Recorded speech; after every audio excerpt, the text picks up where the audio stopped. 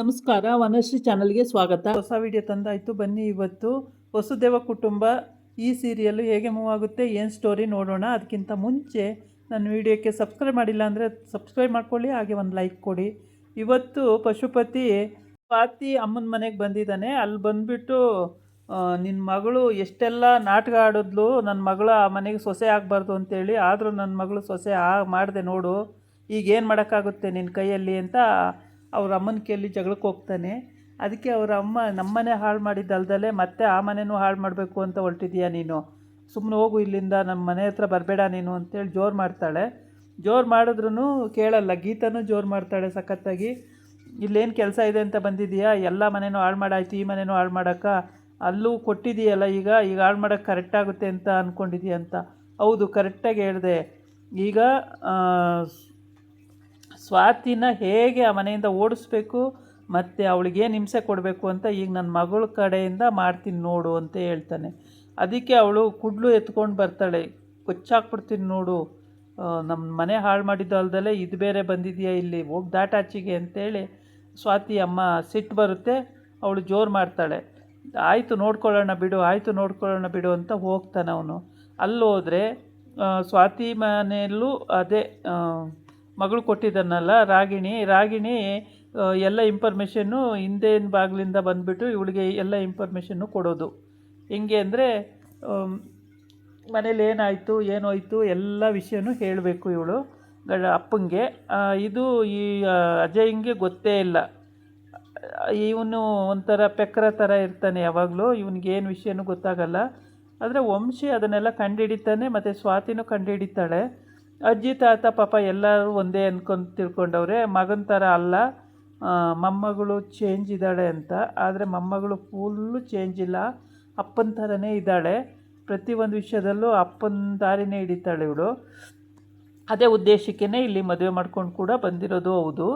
ಹಂಗಾಗ್ಬಿಟ್ಟು ಇವಳು ಯಾವ ಕಾರಣಕ್ಕೂ ಚೇಂಜ್ ಆಗಲ್ಲ ರಾಗಿಣಿ. ಪ್ರತಿಯೊಂದು ವಿಷಯದಲ್ಲೂ ಮನೆಯಲ್ಲಿ ಕೆಲಸ ಮಾಡುವಾಗಲಿ ಮತ್ತು ಅಡುಗೆ ಮಾಡುವಾಗಲಿ ಎಲ್ಲದಕ್ಕೂ ನಾನು ಸ್ವಾತಿ ಹೇಳ್ತಾಳೆ, ನಾನು ದೊಡ್ಡವಳಾಗಿದ್ದೀನಿ, ನೀನು ಚಿಕ್ಕ ಸೊಸೆ ಆಗಿದೆಯಾ, ನಾನು ದೊಡ್ಡ ಸೊಸೆ ಆಗಿದ್ದೀನಿ, ಆಯಿತು ಇಬ್ಬರು ಅಡ್ಜಸ್ಟ್ ಮಾಡಿಕೊಂಡು ಅಡುಗೆ ಮಾಡೋಣ, ಕೆಲಸ ಮಾಡೋಣ ಅಂತ. ಆದರೆ ಇವಳು ಏನಪ್ಪ ಈ ಥರ ಹೇಳ್ತಿದ್ದಾಳೆ, ಇನ್ಯಾವ ಗೇಮ್ ಪ್ಲೇ ಆಡೋಕ್ಕೆ ಅಂತ ರಾಗಿಣಿ ಈ ಥರ ಯೋಚನೆ ಮಾಡ್ತಾಳೆ. ಮತ್ತು ವಂಶಿನೂ ಕೂಡ ಇಬ್ಬರು ಓಲರ್ಗಿತ್ತಿರು ತುಂಬ ಚೆನ್ನಾಗಿದ್ದರೆ ನಮಗೂ ನೋಡೋಕ್ಕೆ ಚೆನ್ನಾಗಿರುತ್ತೆ, ಅಡ್ಜಸ್ಟ್ ಮಾಡ್ಕೊಳ್ಳಿ, ಚೆನ್ನಾಗಿರಿ ಅಂತ ಹೇಳ್ತಾನೆ. ಹೌದು ಅಂತೇಳ್ಬಿಟ್ಟು ಅದರಲ್ಲೂ ಸುಮ್ಮನೆ ಇರ್ತಾರೆ. ರಾಗಿಣಿ ಅಲ್ಲೂ ಥಿಂಕಿಂಗ್ ಮಾಡ್ತಿರ್ತಾಳೆ. ಎಲ್ಲ ಹೋಟೆಲಿಗೆ ಹೋಗೋಣ ಊಟಕ್ಕೆ ಅಂತೇಳ್ಬಿಟ್ಟು ಹೋಟೆಲಿಗೆ ಹೋಗಿರ್ತಾರೆ.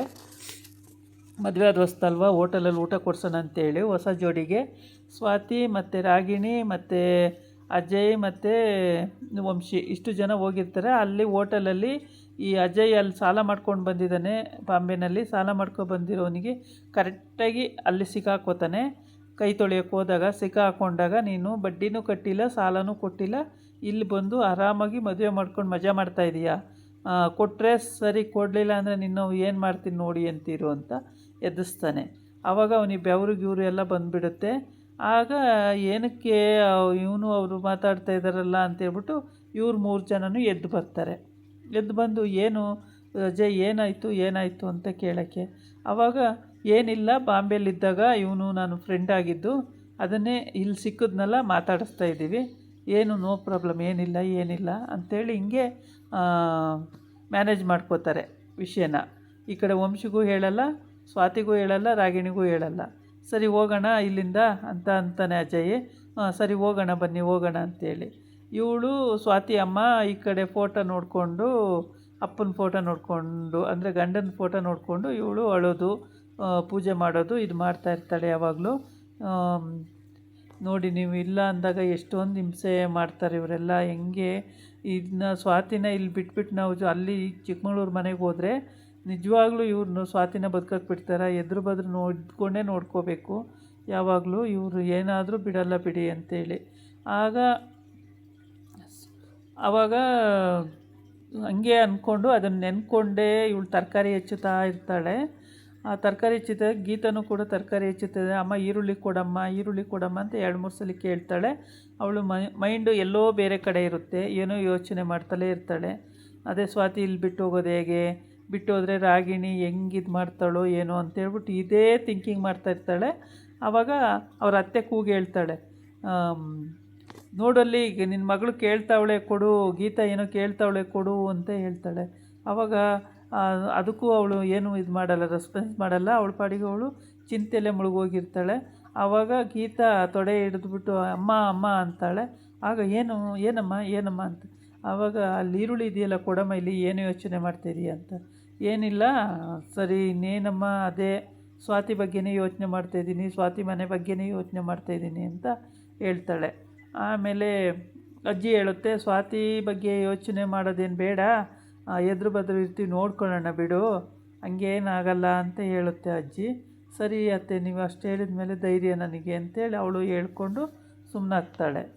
ಆವಾಗ ಇವನು ಸುಮ್ಮನೆ ತಿರುಗಾಡ್ಕೊಂಡು ಬರೋಣ ಅಂತ ಹೋಗಿರ್ತಾನೆ ಕುಮಾರ. ಖಾಲಿ ಮುಳ್ಳು ಚುಚ್ಕೊಬಿಟ್ಟಿರುತ್ತೆ, ಮುಳ್ಳು ಚುಚ್ಚಿಸ್ಕೊಂಡು ಬಂದಿರ್ತಾನೆ. ಆವಾಗ ಗೀತಾ ಯಾಕ್ರಿ ಸುಸ್ತಾಗಿ ಬಂದಿದ್ದೀರಿ ಅಂತ ಅಂದಾಗ, ಹಿಂಗೆ ಬರೀ ಕಾಲಲ್ಲಿ ನಡ್ಕೊಂಡು ಹೋಗ್ತಿದ್ದೆ, ಮುಳ್ಳು ಚುಚ್ಕೊಂಡ್ಬಿಡ್ತು ಅಂತ. ಆ ಮುಳ್ಳು ತೆಗಿಯೋಕ್ಕೆ ಪಿನ್ನ ಏನಾದರೂ ತರಬೇಕು ಅಂತ ಅವ್ರು ಮಾತಾಡ್ತಾ ಇರ್ತಾರೆ.